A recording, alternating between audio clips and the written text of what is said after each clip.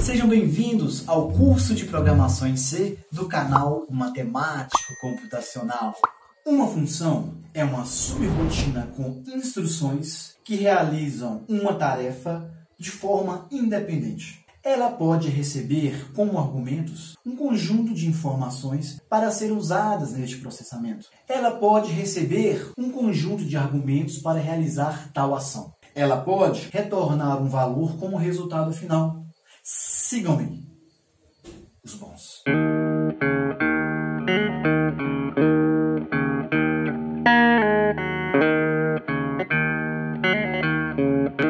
Neste episódio, vocês aprenderão a declarar e definir funções, verão como que funciona o escopo local e global de variáveis ou constantes, aprenderão os tipos de passagem de parâmetro por valor, no qual se copia o dado para o parâmetro, e também a passagem de parâmetro por referência, que utiliza ponteiro que referencia a variável passada e que é capaz de alterar o dado dentro da função. Verão como criar uma função que é capaz de receber um número indeterminado de parâmetros. Como exemplo, nós veremos como que se cria um programa capaz de receber parâmetros passados durante a execução na linha de comando. Em seguida, vocês aprenderão a criar funções que retornam um ponteiro como resultado, assim como criar ponteiros capazes de referenciar funções. Por fim, vocês aprenderão a implementar funções recursivas.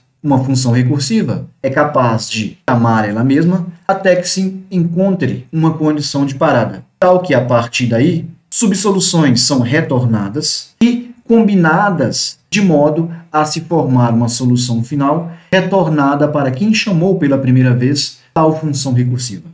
Uma função é um módulo independente com instruções que possui um identificador e que pode receber parâmetros e retornar um dado como resultado final. A linguagem C padrão oferece um conjunto vasto de bibliotecas com uma infinidade de funções bastante úteis, que são eficientes, portáveis em relação a sistemas operacionais e que economizam tempo, uma vez que você não precisa ficar reinventando a roda.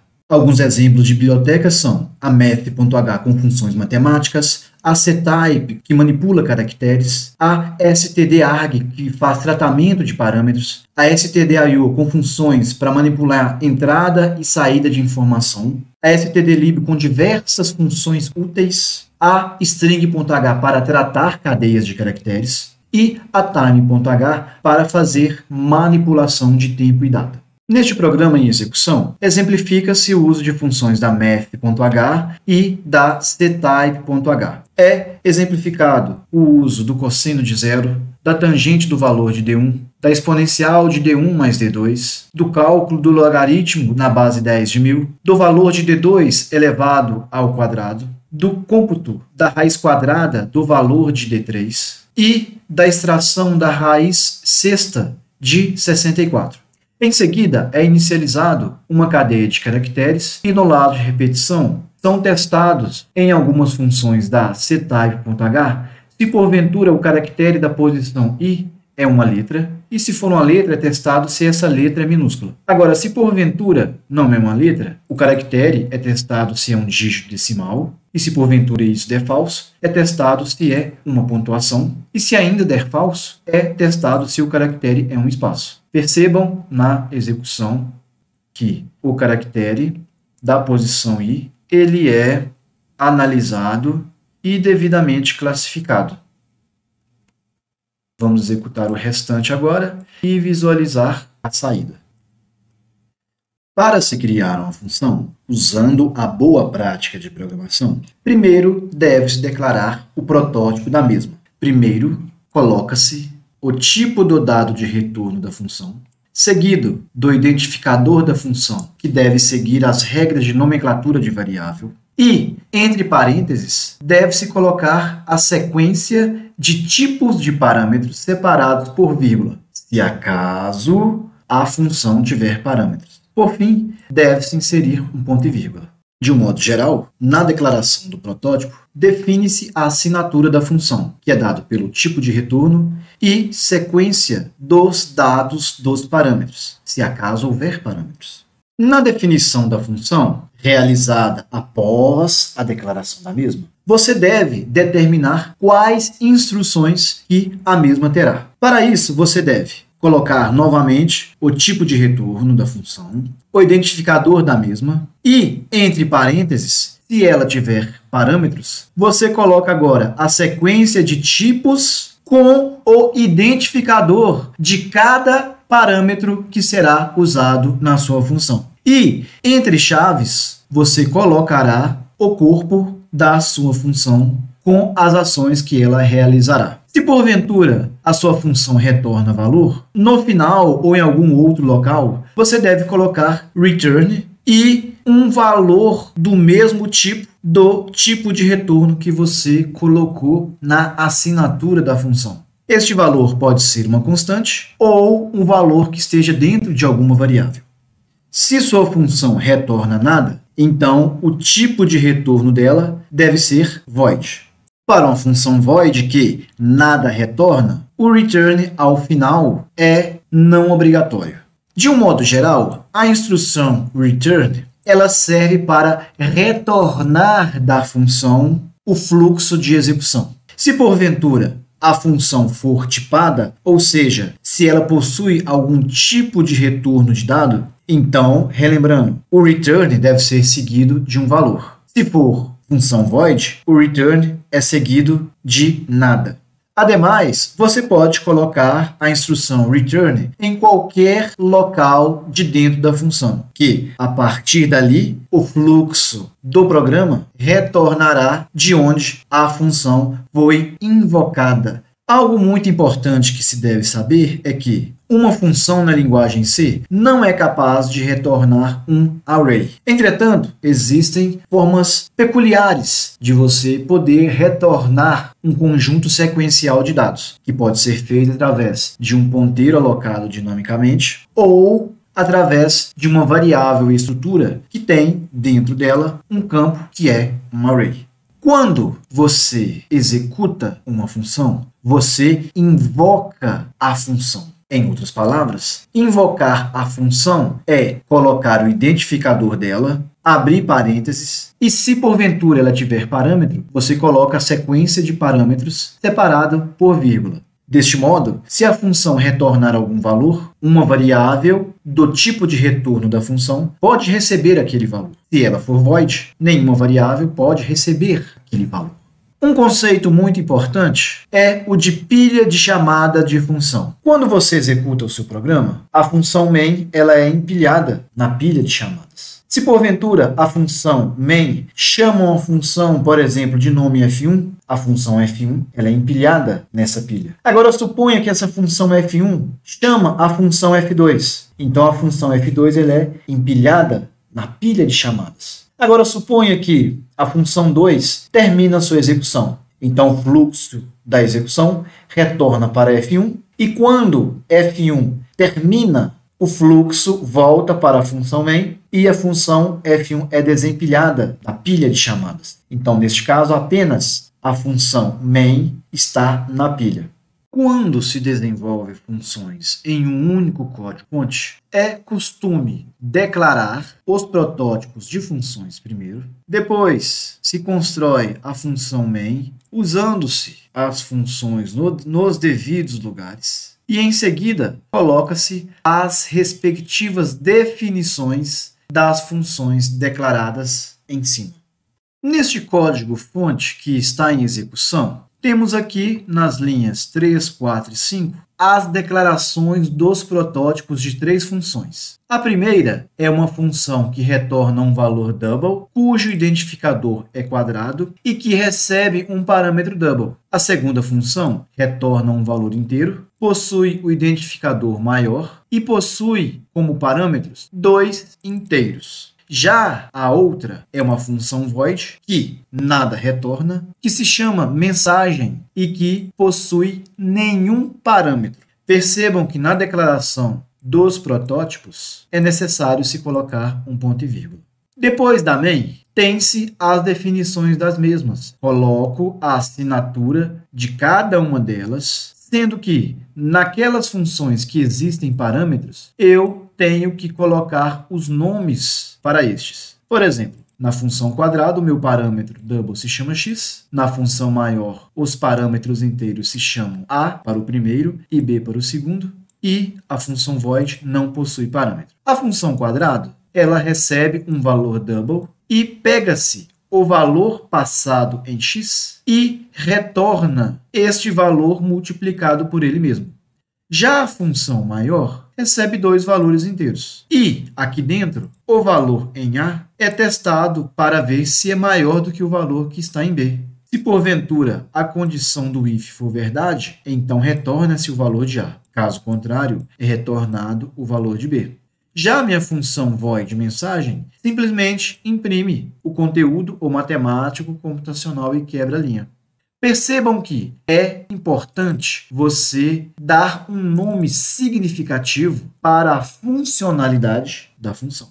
Vamos executar então este programa. Coloquei breakpoints nas linhas 8, 18 e 22. Então aqui tem-se a declaração da variável double u, ao qual receberá o resultado da função quadrado, passando-se por parâmetro 4.5. Ao pressionar F10, entra-se na função e para-se no breakpoint da linha 18. Aqui vocês podem perceber que o valor 4.5 foi copiado para o meu parâmetro x. E agora será retornado x vezes x, retornando assim o valor 20.25 para a minha variável u. Agora, dentro do printf, no lugar do %d, será substituído pelo valor retornado pela função maior, passando-se os parâmetros 10 e 3. Ao pressionar F10, a função maior será executada, parando-se no breakpoint da linha 22, questionando se o valor 10 do parâmetro A é maior do que o valor 3 copiado para o parâmetro B. Certamente, a condição dará verdadeira e se retornará o valor 10. Agora, será impresso o conteúdo da minha função void mensagem ou matemático computacional. O escopo de uma variável ou constante determina onde ela é utilizável. Existem três tipos de escopo na linguagem C. O escopo global, em que a variável é acessível em todo o código-fonte e tal variável é declarada fora de função. Já no escopo local, tal variável ela é acessível apenas no bloco em que ela foi declarada. Exemplos de variáveis com escopo local são os parâmetros de função e as variáveis locais. Se porventura existir uma variável global e uma variável local de mesmo nome, então se sobrepõe ao escopo externo. Logo, será acessível apenas a variável local e não a global. Um detalhe importante também é que, se você declarar dentro de uma função uma variável dentro de chaves, esta variável ela será acessível apenas dentro do escopo delimitado por estas chaves. Ao sair deste escopo, ela nem será possível ser enxergada. Já o escopo estático, ele sempre é acessível no bloco em que ele foi criado. Você declara uma variável estática com a palavra-chave static. Ela é inicializada obrigatoriamente no momento de sua declaração. E ela mantém o valor dentro de seu escopo. Em outras palavras, quando se retorna ao escopo onde aquela variável estática foi declarada, o seu valor é mantido, diferentemente de uma variável local, no qual ela é destruída no momento em que se sai do escopo. No código-fonte exemplificado nesse slide, tem-se a criação de uma variável global inteira A, que é inicializada com 0, no momento de sua definição. Entre as linhas 5 e 11, já é definida a função void f, que tem um parâmetro inteiro d, que é variável local em relação à função f. Dentro da função f, tem-se a variável local b, que sempre é inicializada com 1 no momento de sua declaração. Na linha 7, é declarada a variável estática c, que, na primeira vez em que f é executada, ocorre a inicialização com 5. Percebam, só na primeira vez em que f é executada é que ocorre esta inicialização. Depois, o valor de c dentro do escopo da função f é mantido. Na linha 9, o valor de c é incrementado em uma unidade. Então, na primeira vez em que f é chamado, c é inicializado com 5 e depois c é incrementado para 6. Das outras vezes em que f é chamado, ocorre apenas este incremento de c. Depois, é impresso os valores das variáveis a, que é global, b, que é local em relação à função f, c, que é a variável estática no escopo de f, e d, que é a variável local de f, foi passado por parâmetro. Na main, a execução fica assim. Tem-se a criação das variáveis locais b, c e d, inicializados com 10, 20 e 30, respectivamente. Em seguida, tem-se o printf, ao qual se imprime o valor global de a, que é 0, e o conteúdo das variáveis locais b, c e d. Em seguida, é executado f passando-se o valor 9 para o parâmetro d. Então, no escopo de f, d vale 9, a variável local b é inicializada com 1, a variável estática c é inicializada com 5, pois é a primeira vez que f é chamada. Depois, o valor de c vai para 6. E, em seguida, o printf apresenta na tela o conteúdo da variável global a, o valor da variável local b, 1, da variável estática c, que vale 6, e da variável local d, que vale 9. Depois volta-se para a main, imprime-se o conteúdo da variável global a, que vale 0, e das variáveis locais em relação a main, b, c e d, que valem 10, 20 e 3. Em seguida, o valor da variável global a passa a valer 2 e o valor da variável local c passa a valer 30. Daí se chama f passando-se como parâmetro o valor da minha variável local b em relação a main, que vale 10. Portanto, em f, agora, d vale 10, b valerá 1, c valia 6. Ao executar C++, passa a valer 7. Portanto, se imprimirá o valor da variável global a, que vale 2, o valor da variável local b, que vale 1, da variável estática, que agora vale 7, e da minha variável local d, que vale 10. Volta-se a main novamente e executa esse printf, no qual se imprime o valor da variável global a, vale 2, e os valores das variáveis locais b, c e d, que valem 10, 30 e 3, respectivamente. Em relação aos tipos de passagem de parâmetro, existem dois tipos. O primeiro é a passagem por valor, no qual se usa variável simples no argumento que recebe uma cópia do valor passado, de modo que, se alterar o valor do parâmetro, não se altera o valor da variável passada. Já na passagem por referência via ponteiro, é utilizado um ponteiro no argumento que receberá o endereço de memória da variável passada como parâmetro. Deste modo, como se referencia tal endereço, se altera o valor da variável passada dentro da função. Algo que vocês devem saber é que todo array é passado como referência, sempre. Se porventura você for utilizar um array no parâmetro, você pode fazer da seguinte forma. Para vetor, você coloca lá na função o tipo do retorno da função, identificador da função,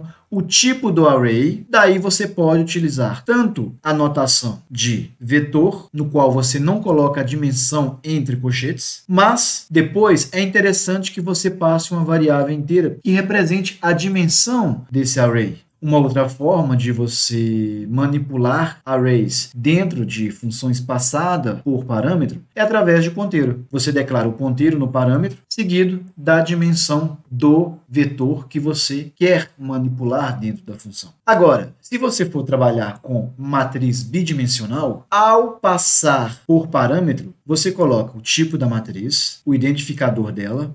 Na primeira abertura e fechamento de colchete, você não coloca o número de linhas, mas é necessário que se coloque o número de colunas na próxima abertura e fechamento de colchete. Depois é interessante que você coloque como parâmetro inteiros que representarão o número de linhas e o número de colunas dessa matriz. Uma outra forma é utilizando ponteiro para matriz bidimensional. Dessa forma, você coloca o tipo da matriz, entre parênteses, coloca ponteiro para a matriz e coloca o número de colunas de tal matriz que será referenciada por este ponteiro. Depois você coloca o número de linhas e o número de colunas. Quando você for passar o array na chamada da função, você não deve usar o e-comercial. Se lembre, o nome do array já fornece o endereço de memória da primeira posição do vetor ou da matriz. Agora, para a variável simples, obviamente, você precisa extrair o endereço dela para ser passado para o ponteiro no parâmetro. No exemplo do slide, temos uma função void f1, ao qual possui um parâmetro inteiro a por valor e um parâmetro inteiro por referência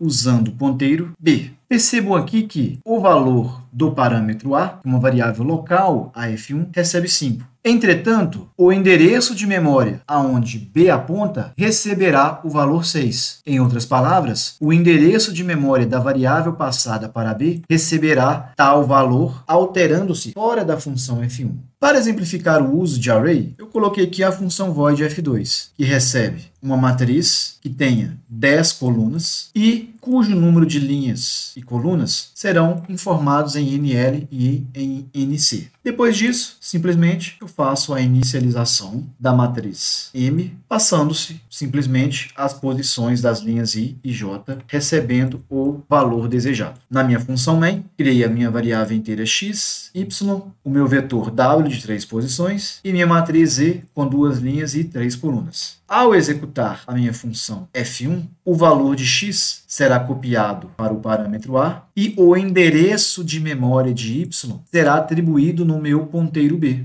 De forma que a variável local a, que recebeu o valor de x que é igual a 1, será alterada para 5. Quando terminar a execução de f1, a minha variável a, local a f1, simplesmente deixará de existir. Entretanto, o endereço de memória apontado por b receberá 6. Pois bem, o endereço para o qual b aponta é o endereço de y. Logo, lá na main, y receberá o valor 6. Ao sair de f1, será impresso o valor de x, que é igual a 1, e o valor de y, que foi alterado dentro de f1 pelo ponteiro b, que agora vale 6. Agora, executando-se a minha função f2, passando-se o endereço de z, que será recebido pelo ponteiro m, da matriz, e passando-se por valor os valores 2 e 3, que representam números de linhas e colunas de z. Aqui dentro, a minha matriz Z será inicializada e, ao sair, eu imprimo o conteúdo de z.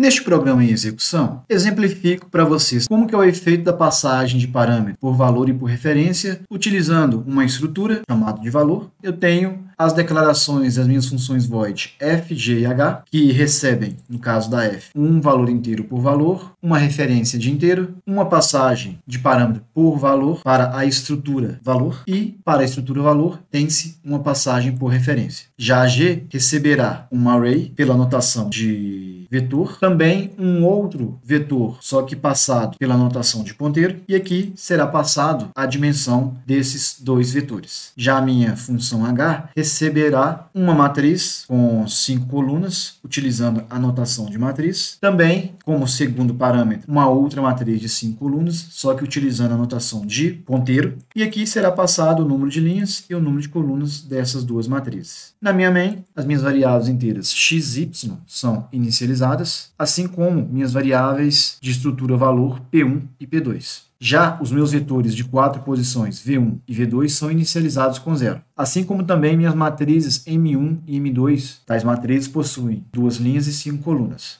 Primeiro, eu imprimo os valores de x e y e dos campos de P1 e P2. Em seguida, eu vou adentrar F com a tecla F11. Aqui dentro, vejam, A recebeu o valor de x, o ponteiro B recebeu o endereço de memória de y, C recebeu o conteúdo de P1 e D recebeu o endereço de memória de P2. Aqui dentro, a variável local A, ao invés de valer 1, passa a valer 5. O endereço de memória apontado por B recebe 6. A variável local parâmetro C terá os seus valores alterados. E o endereço de memória apontado por D terão os campos alterados. Voltando-se a main, vocês percebem que aquelas variáveis que foram passadas por referência tiveram os seus valores alterados. Agora, a minha função g receberá os vetores v1 e v2 e informo aqui a dimensão dos mesmos. F11 para adentrar dentro da função g, e vocês perceberão aqui que, usando a notação de vetor, eu estou alterando os valores dos arrays passados como parâmetro. Saímos da função g e vocês podem perceber que os valores foram alterados. No caso aqui estou mostrando o valor de V1. Agora a minha função H, ela alterará os valores das minhas matrizes M1 e M2. Percebam a forma como eu estou representando essas matrizes passadas por referência. E aqui dentro estou alterando os valores das linhas I e coluna J de ambas. E aqui se imprime os conteúdos de M1 e de M2. Pressionando F5. Imprimiu-se todos os valores das duas matrizes, M1 e M2, e agora findo a execução. Na situação em que se deseja criar uma função cujos parâmetros possuem comprimento variável, é necessário o uso de funções da biblioteca stdarg. Ao criar tal função de comprimento variável para o número de parâmetros, esta função deve ter um parâmetro inteiro que representará a quantidade de argumentos, vírgula, seguido de 3 pontos. Esses 3 pontos serão substituídos pelos valores informados na chamada da função. Dentro da função, para extrair os valores passados, nós precisamos declarar uma VAList, depois inicializar tal VAList passando a lista e o número de elementos. Este número de elementos é automaticamente informado pelo programa. Daí, devemos extrair cada valor da lista com VARG, passando-se a lista e o tipo da informação ao qual se deseja extrair. Quando se terminar de pegar todas as informações, devemos finalizar a lista com VAEND, passando-se a variável da lista. Neste programa em execução, temos duas funções que possuem um número de parâmetros de tamanho variável. A primeira é a minha função soma, ao qual retorna um inteiro e recebe o número de parâmetros passados. Vejam que tem os 3 pontos em seguida. Aqui dentro eu tenho um inteiro S que acumulará todos os valores inteiros passados. V receberá cada valor do parâmetro e será usado no índice. Tenho aqui minha VAList, ao qual é inicializado com VAStart, passando-se a minha VAList e o número de argumentos, que é preenchido automaticamente. Aqui dentro do laço de repetição, eu extraio cada valor inteiro com VAARG, passando-se a lista e o tipo ao qual desejo extrair e acumulo seus valores. Por fim, eu finalizo a lista e retorno a soma. Vou mostrar para vocês a execução passo a passo desta primeira execução de soma. Pressiono F11, adentro, S inicializou, inicializei com VLStart, entro no laço de repetição e vou capturando e acumulando os valores passados nos parâmetros, até que se retorna o valor da soma após se findar a lista com VAEND. Percebam aqui a impressão da soma total. Agora se imprimirá a soma destes 5 elementos. Agora na função Paranauê, ao qual se passa o número de elementos, seguido de um char, um double, um char, um double, eu exemplifico para vocês como que eu posso ler tipos distintos em uma função com um número de parâmetros de tamanho variado. Pois bem, inicializo a minha VAList, passando a lista e o número de elementos passados. Daí eu entro no laço de repetição e se porventura o meu índice é par, então eu vou extrair um inteiro ao qual será interpretado como char no printf. E se porventura o índice for ímpar, então eu vou extrair um double e imprimo no printf.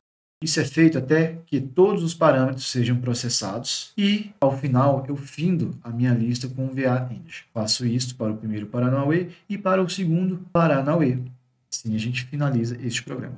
Para se passar argumentos para a main, você pode fazer o seguinte: coloca-se um parâmetro inteiro chamado argc, seguido de um parâmetro de ponteiro para cadeias de caracteres argv, ao qual o primeiro receberá o número de argumentos passados e o segundo receberá cada parâmetro passado separado por espaço na chamada do programa na linha de execução do terminal. Neste caso, na posição 0 de argv, se terá o caminho do programa executado. Na posição 1, se terá o segundo parâmetro, que é a informação passada para o programa. Na posição 2, a segunda informação passada para o programa. E assim sucessivamente. Dentro de um last repetição, você pode testar se o conteúdo de algum dos parâmetros bate com algum conteúdo de interesse. Porque se bater, você pode executar algumas instruções de interesse. Neste exemplo aqui, ó, se porventura um dos parâmetros for traço B, então se imprimirá OMC é bonito.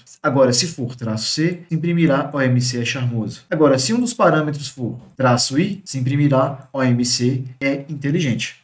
Após compilar este código-fonte, eu posso vir aqui, coloco o nome do programa, argumento main, e coloco os parâmetros de interesse que eu quero passar para o meu programa. Por exemplo, eu vou colocar o parâmetro traço B e vou colocar o parâmetro traço I e vou pressionar Enter. Percebam que, dependendo do parâmetro passado para o programa, uma ação é executada.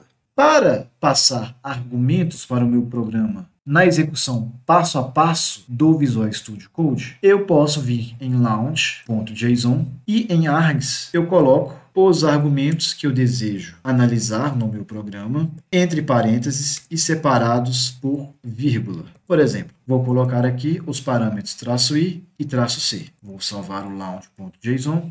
Volto no meu argumento main.c, já coloquei o meu breakpoint, vou pressionar F5 para ele executar. Executou e parou no breakpoint. Vou colocar aqui argv índice i e o valor de i. Percebam que quando i vale 0, argv índice i possui o caminho do programa em execução. Na primeira entrada do last repetição, este valor não é de interesse, não é tratado. Agora, quando i vale 1, o argv índice 1 possui o traço i. O traço i ele será tratado neste if, ao qual se imprime o matemático computacional é inteligente. Agora, quando o i vale 2, o argv índice i é traço c, ao qual é tratado este argumento neste if, ao qual se imprime o matemático computacional é charmoso. Terminamos de analisar os parâmetros passados para main e findamos o programa. Uma função que retorna um ponteiro é aquela que retorna um endereço de memória, que pode ser uma posição de uma variável, um vetor, ou o início de um array alocado dinamicamente dentro da função, ao qual você, obviamente, deve liberar antes de finalizar o programa.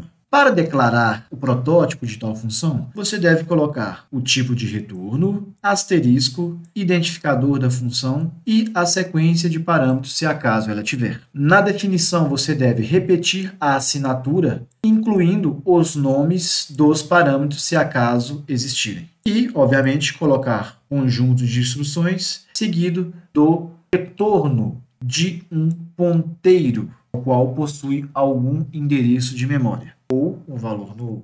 Neste programa em execução, eu tenho aqui duas funções que retornam um ponteiro. A primeira, alocaDouble, retorna um ponteiro de double que possui o endereço de memória da primeira posição de um array alocado. Passe aqui o número da dimensão do vetor a ser carregado na memória. Tenho outra aqui, uma função que retorna um ponteiro de char, ao qual pesquisa em uma cadeia de caracteres apontada por um ponteiro a ocorrência de um certo caractere. Tenho aqui também uma função void, ao qual recebe como parâmetro um endereço de memória de um ponteiro. Essa função desAlocaDouble visa remover, liberar a memória da região alocada por alocaDouble. Pois bem, iniciamos aqui com um ponteiro pDouble apontando para null, iniciamos o inteiro n com 5, o nosso ponteiro para a cadeia de caracteres apontando para uma constante banana e o caractere c recebendo a. O ponteiro para double receberá o endereço de memória retornado por aloca double, ao qual receberá por parâmetro o inteiro 5. Vamos adentrar com F11 e dentro de aloca double será executada a função malloc e retornará um ponteiro void com n vezes o número de bytes de um tipo double, ou seja, vamos alocar um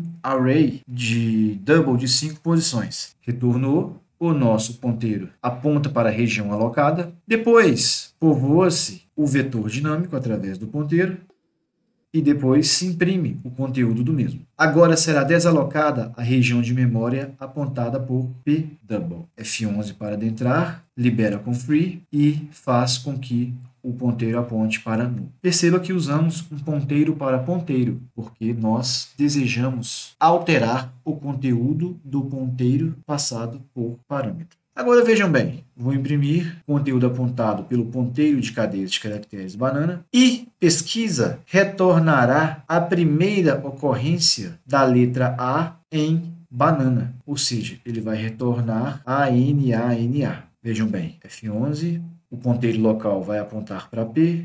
Enquanto o ponteiro local não chegar no final da string e não encontrar o caractere de interesse, então eu vou mudando a posição de memória. Vejam, agora encontrou a ocorrência da letra A. Se a posição apontada pelo ponteiro atual não é fim de string, então ele vai retornar o ponteiro. Caso contrário, ele vai retornar null. Como encontrou a letra A, ele veio e retornou a posição onde está a letra A. Logo, eu vou imprimir a nana e vou fazer com que o ponteiro aponte para a próxima posição da cadeia de caracteres. Com isso, eu vou realizando a pesquisa até que não se encontre mais a letra A.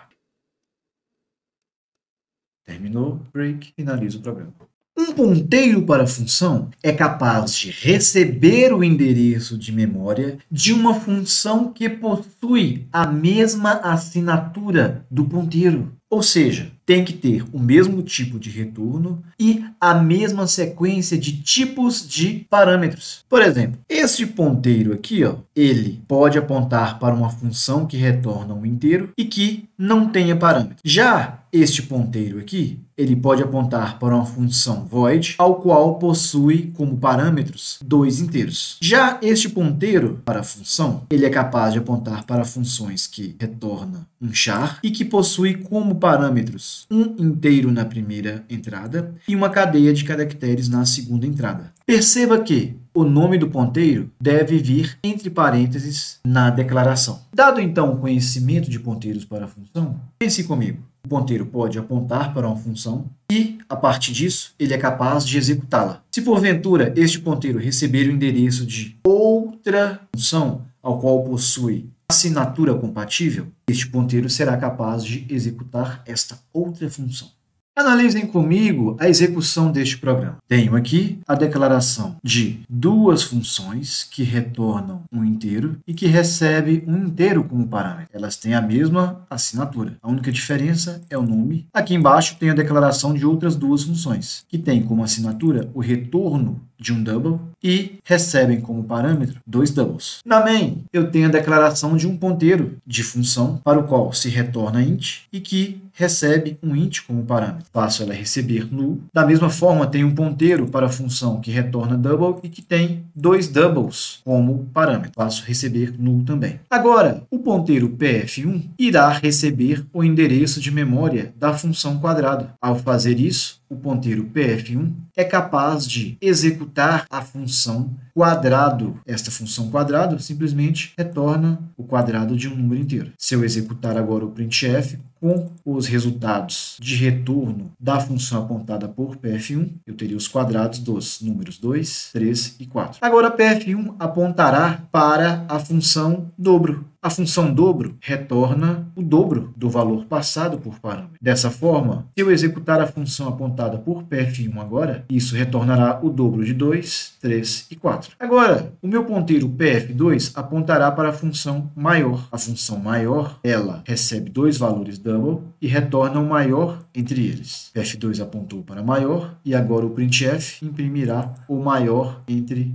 2 e 4, 3 e 7, e 3.3 e 1.1. Agora, pf2 apontará para a função multiplica. Apontou. A função multiplica recebe 2 valores double. Neste caso agora, pf2 retornará a multiplicação entre 2, 4, 3 e 7, e 1.1 e 3.3. Uma função recursiva é aquela que é capaz de fazer chamadas dela mesma, subdividindo o problema em partes menores, até que se chegue em um caso base. A partir daí, as subsoluções são retornadas e combinadas para a formulação da resposta do problema como um todo. Um exemplo de como se calcular o fatorial de um número inteiro não negativo através de uma função recursiva é feito da seguinte forma. Primeiro, nós analisamos a definição de fatorial de um número n, que é definido como sendo f de n igual a 1 se porventura n for igual a 0, ou se n for maior do que 0, o fatorial de n é n vezes o fatorial de n menos 1. Na implementação da função recursiva, a resolução do problema se comporta da seguinte forma. O fatorial de 4 será igual a 4 vezes o fatorial de 3, então precisamos executar fatorial de 3. Fatorial de 3 será igual a 3 vezes fatorial de 2. Fatorial de 2 é igual a 2 vezes fatorial de 1. Fatorial de 1 é igual a 1 vez fatorial de 0. Como chegamos no caso base, se retornará o valor 1 para a chamada de f de 0. Agora se retorna para a chamada de f de 1, ao qual retorna 1 vezes 1.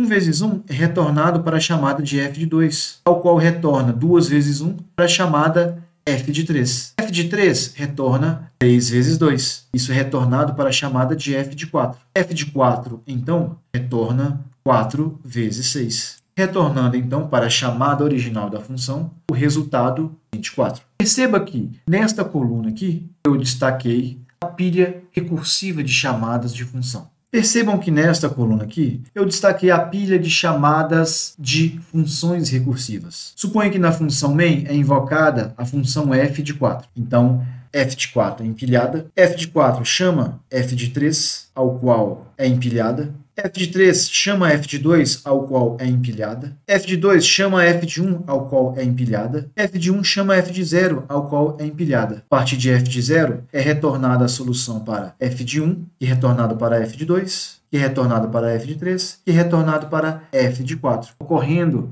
os sucessivos desempilhamentos de chamadas de função, até que se retorne a solução final. Neste exemplo em execução, tem-se a implementação de duas funções recursivas. Uma para se calcular o fatorial de um número inteiro e a outra para se calcular o máximo divisor comum entre dois inteiros. Estão aqui as declarações dos protótipos e aqui embaixo estão as definições destas funções. Para a função que calcula o fatorial, temos aqui o questionamento de que se n for igual a 0, então nós devemos retornar 1. Caso contrário, devemos retornar n vezes o fatorial de n menos 1. Já para o cômputo do máximo divisor comum entre dois inteiros a e b, questiona-se se acaso o valor de b é igual a 0. Se este for o caso, então retorna-se o valor a. Caso contrário, a solução deste problema é calcular o MDC entre b e o resto da divisão de a com b.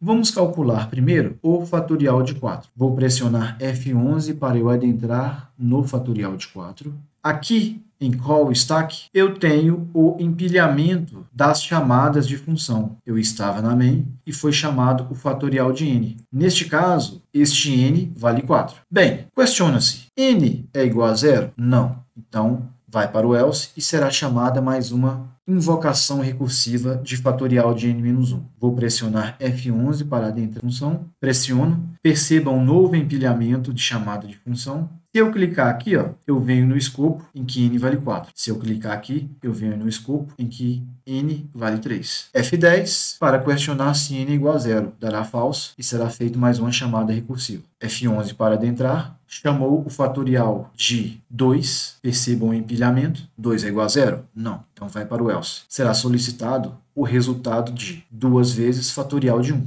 F11 para invocar o fatorial de 1.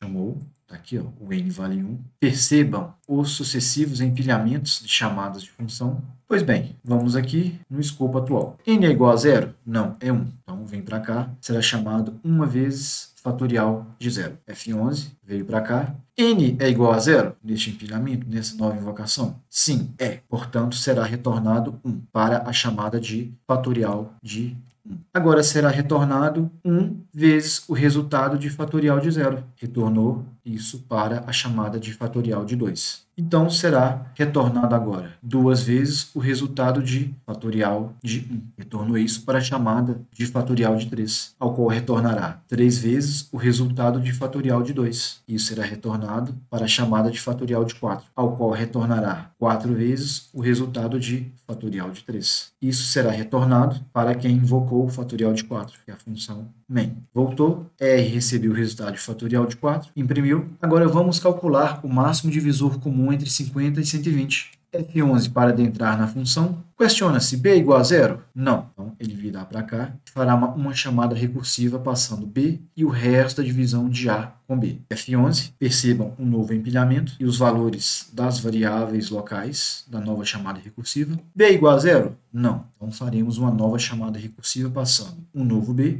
e o resto da divisão de A por B. Chamou. B é igual a 0? Não. Faremos uma nova chamada recursiva passando agora o novo B e o resto da divisão de A por B. Feito isso, questiona-se em uma nova chamada recursiva. B igual a 0? Não. Nova chamada recursiva. B igual a 0? É. Então, o resultado do MDC entre o A original e o B original e os sucessivos valores de A e B das chamadas recursivas é 10. Então, retornou 10 para a variável R, ao qual é impresso e finalizado o programa. Antes de finalizar este espetacular encontro ao qual discutimos todo o potencial das funções da linguagem C, dou as seguintes dicas para vocês. Familiarize-se com as funções padrões do C, pois elas te economizarão tempo de implementação de solução, uma vez que você não precisa reinventar aquilo que já existe. Implemente sempre ações bem definidas e dê nome sugestivo a uma função que você for criar. Assim como também declare os protótipos das funções a serem criadas. Isso tornará o seu código mais legível. É bom também evitar que você crie nomes de variáveis globais e locais iguais, pois isto fará com que a variável local tome o lugar da variável global e impeça o seu uso dentro do código. E quando você for usar arrays em funções, lembre-se de passar as dimensões de tais arrays como parâmetros destas funções. E cuidado para você não cometer os seguintes erros, como usar a função sem incluir a devida biblioteca ou usar a devida definição, assim como também omitir o caso base adequado em uma função recursiva. Porque se você programar de forma incorreta uma função recursiva, você correrá o risco de ter uma quantidade de invocações de função infinitas, ou seja, haverá um empilhamento infinito de chamadas de funções recursivas, causando um erro de execução. Após este belíssimo episódio sobre funções e todo o seu poderio, prometo-lhes que no próximo ensinarei vocês a construírem bibliotecas da linguagem C, assim como também dominar as diretivas if, not, def, define and if para evitar que um arquivo de cabeçalho.h seja reincluído no projeto, evitando assim erros de redeclaração de funções, estruturas, etc. Já sabem. Sigam-me, os bons.